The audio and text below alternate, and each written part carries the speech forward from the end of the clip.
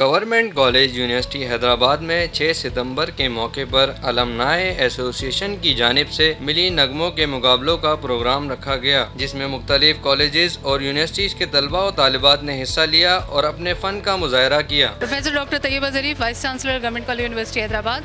آج ہم نے 6 ستمبر کے حوالے سے تقریب کا آغاز کیا ہے، جس میں ہم نے ملی نغمے کا مقابلہ ایک ہوا کالجز اور یونیورسٹیز کے درمیان، اور بنیادی مقصد اس پروگرام کا یہ ہے کہ 6 ستمبر کے جو شہداء ہیں ان کو خراج تحسین پیش کیا جائے، افواج پاکستان کو خراج تحسین پیش کیا جائے۔ مقصد آج کی اس تقریب کا جو ڈیارام گدومل کالج کے اس آڈیٹوریم میں جب موجود ہیں تو اس تقریب کا ایک خاص مقصد ہے، ہماری نئی نسل ہے اس کو پتہ چلے کہ یہ جو دو قومی نظریے پر پاکستان قائم ہوا، اس کو طاقت افواج پاکستان نے فراہم کی اور مل جل کر عوام پاکستان نے اسے اپنے صلاحیتوں کی بنیاد پر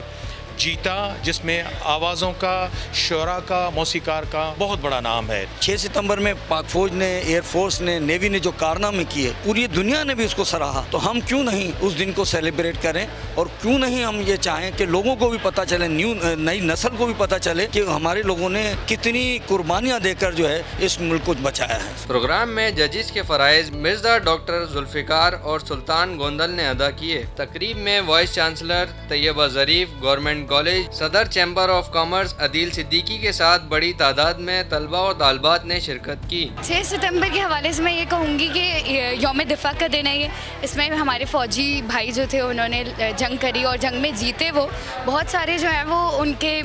وہ شہید ہو گئے، لیکن اپنے وطن کی مٹی کے لیے، اپنی اس پیاری سرزمین کے لیے انہوں نے بہت جدوجہد کری۔ ڈسٹرکٹ لیول پہ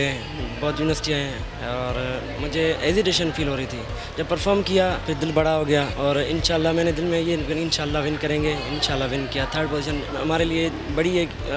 بات ہے کہ ہم یونیورسٹی لیول پہ آگے اور 3rd پوزیشن حاصل کی سنگنگ کمپٹیشن میں۔ HKN Company, a hub of imported marble and granite.